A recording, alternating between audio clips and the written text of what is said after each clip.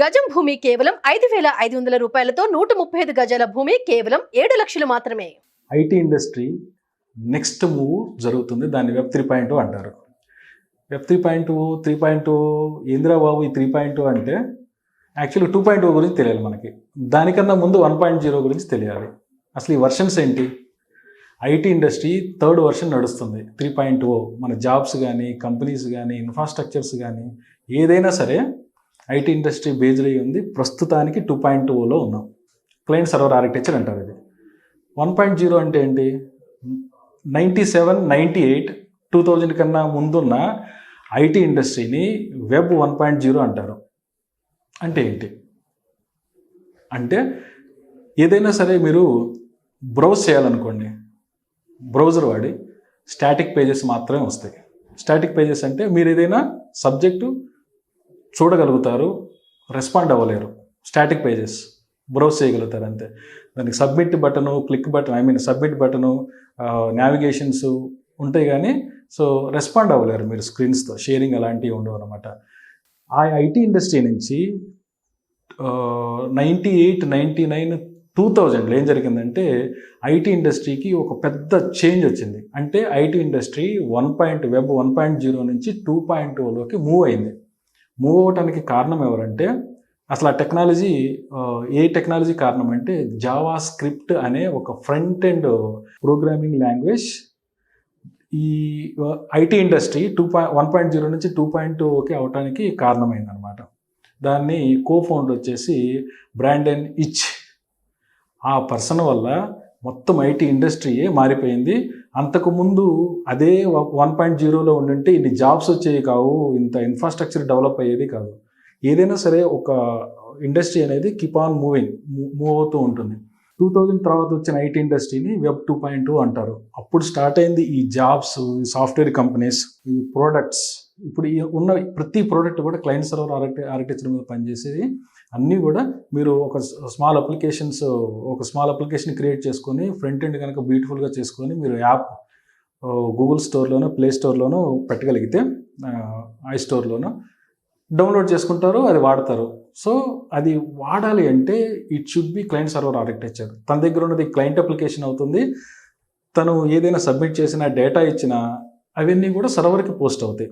అక్కడ బిజినెస్ లాజిక్లు అన్నీ రన్ అయ్యి కావాల్సిన ఇన్ఫర్మేషన్ మీకు ఫ్రంట్ ఎండ్కి వస్తుంది. ఇది ఈ టెక్నాలజీని వాడి ఇప్పుడున్న వెబ్ 2.0 సాఫ్ట్వేర్ ఇండస్ట్రీని, ఐటీ ఇండస్ట్రీని వాడి చాలా ప్రోడక్ట్స్ వచ్చినాయి, చాలా యాప్స్ వచ్చినాయి, చాలా కంపెనీస్ ఎస్టాబ్లిష్ అయినాయి.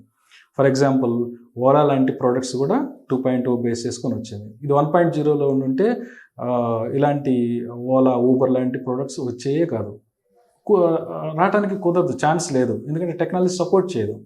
అలానే ఇప్పుడు మీరు వాడే ఫేస్బుక్ కానీ ఇప్పుడు మెటా అంటున్నారు, 3.0లో వాళ్ళు డిఫైన్ చేసిన నేమ్ అనమాట. సో మీ గూగుల్ కానీ ఇవన్నీ కూడా పెద్ద పెద్ద ఐటీ కంపెనీస్, జెయింట్స్ అంతా కూడా వెబ్ 2.0 పవర్ని యూజ్ చేసుకొని ఎస్టాబ్లిష్ అయ్యారు. కాకపోతే ద పర్సన్ ఎవరైతే వెబ్ 1.0 నుంచి 2.0కి కారణమయ్యారో జావా స్క్రిప్ట్ కో-ఫౌండర్ బ్రాండన్ ఇచ్ ఇప్పుడు 2.0లోంచి 3.0లోకి ఐటీ ఇండస్ట్రీని మూవ్ చేయడానికి ఒక అప్లికేషన్ క్రియేట్ చేశారు.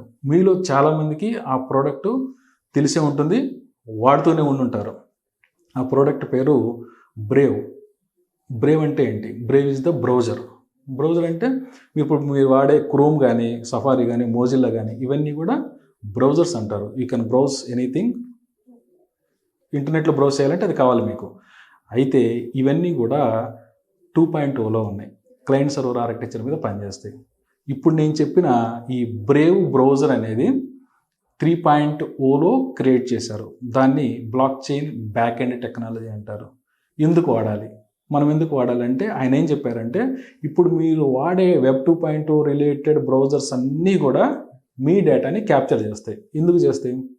ఎవరైనా సరే బ్రౌజర్ సర్వీస్ ఇప్పుడు మీకు ఇచ్చేయి, వాళ్ళ సర్వీసెస్ పెయిడ్ సర్వీసెస్ అయితే యూ హ్యావ్ టు పే. నెలకి 25,000 నుంచి 30,000 మీరు పే చేయాలి వాళ్ళ సర్వీసెస్ వాడాలంటే. అంత కాస్ట్లీ సర్వీసెస్ వాళ్ళే, కానీ మీకు ఫ్రీగా ఇచ్చారు. ఎందుకు ఇచ్చారు ఫ్రీగా? వాళ్ళకి రెవెన్యూ మోడల్ ఏంటి? సో మీ డేటాని వాళ్ళు గ్యాదర్ చేస్తారు, మిమ్మల్ని స్టడీ చేస్తారు.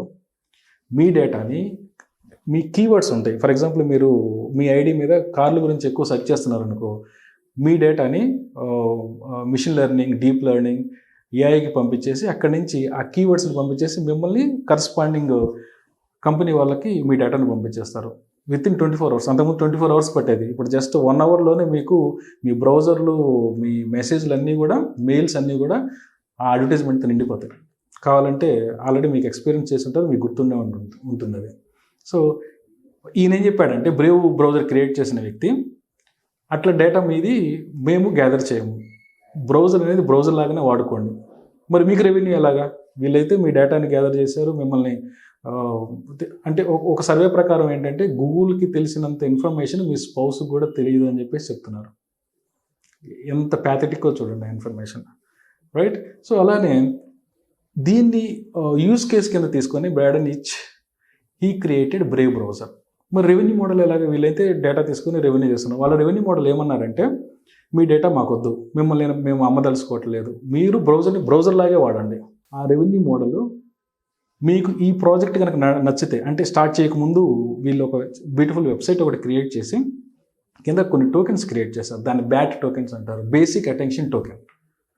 మీకు ఈ ఐడియా నచ్చితే, అంటే ఇలాంటి ఎన్విరాన్మెంట్ నుంచి నెక్స్ట్ జనరేషన్ ఎన్విరాన్మెంట్కి మనం వెళ్తున్నాము, దాంట్లో ఇలా ఫీచర్స్ ఉంటాయి, మీ బ్రౌజర్ని మీరు బ్రౌజర్ లాగానే వాడండి, మీ డేటా మేము గ్యాదర్ చేయము, ఈ ఐడియా కనుక మీకు నచ్చితే ప్లీజ్ ఇన్వెస్ట్ ఆన్ us, ఈ ప్రోడక్ట్ మీద మీరు ఇన్వెస్ట్ చేయండి. ఇన్వెస్ట్ చేయాలంటే బ్యాట్ టోకెన్స్ అని ఉంటే అవి మీరు పర్చేజ్ చేయండి. మీరు నమ్మరు, షార్ట్ పీరియడ్లో ఆయన బ్యాట్ టోకెన్స్ అన్నీ అమ్ముడిపోయినాయి.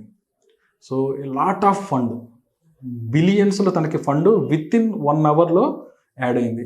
దాని తర్వాత వాళ్ళు డెవలప్మెంట్ చేయడం స్టార్ట్ చేశారు. ఇప్పుడు మీరు వాడాలనుకుంటే you can start using brave browser, BRAVE, అది లైన్ సింబల్ ఒకటి ఉంటుంది దాని మీద, దాన్ని స్టార్ట్ చేయవచ్చు. అది మీది, అక్కడ ఎవరు డేటా గ్యాదర్ చేయరు అనమాట. చాలామందికి మీరు వాడే ఉంటారు, వాడకపోతే ఈరోజే స్టార్ట్ చేయండి. అసలు ఇది ఎందుకు చెప్తున్నామంటే, ఒక ప్రోడక్ట్ స్టార్ట్ అయిపోయింది 3.0లో, అలాగా చాలా ప్రోడక్ట్స్ మూవ్ అవుతున్నాయి. ఈవెన్ ఫేస్బుక్ వాళ్ళు కూడా మెటా అని చెప్పేసి వాళ్ళు నేమ్ మార్చుకొని they are indicating that they want to be in 3.0. 3.0లో మేము ఉన్నామని చెప్పడానికి ఫేస్బుక్ కానీ వేరే అన్ని సోషల్ మీడియాస్ కూడా ఇప్పుడిప్పుడే మూవ్ అవుతున్నాయి. మీరు Web3 అని చెప్పేసి ఏదైనా ఒక ప్రోడక్ట్ కనుక మీకు తెలుసుకోవాలనుకుంటే Web3 అనే ప్రోడక్ట్ నేమ్ ఇచ్చి చూడండి గూగుల్లో, what they are doing in Web 3.0. This is the right time. మీరు కనుక స్టూడెంట్స్ అయితే స్టార్ట్ లెర్నింగ్ Web 3.0.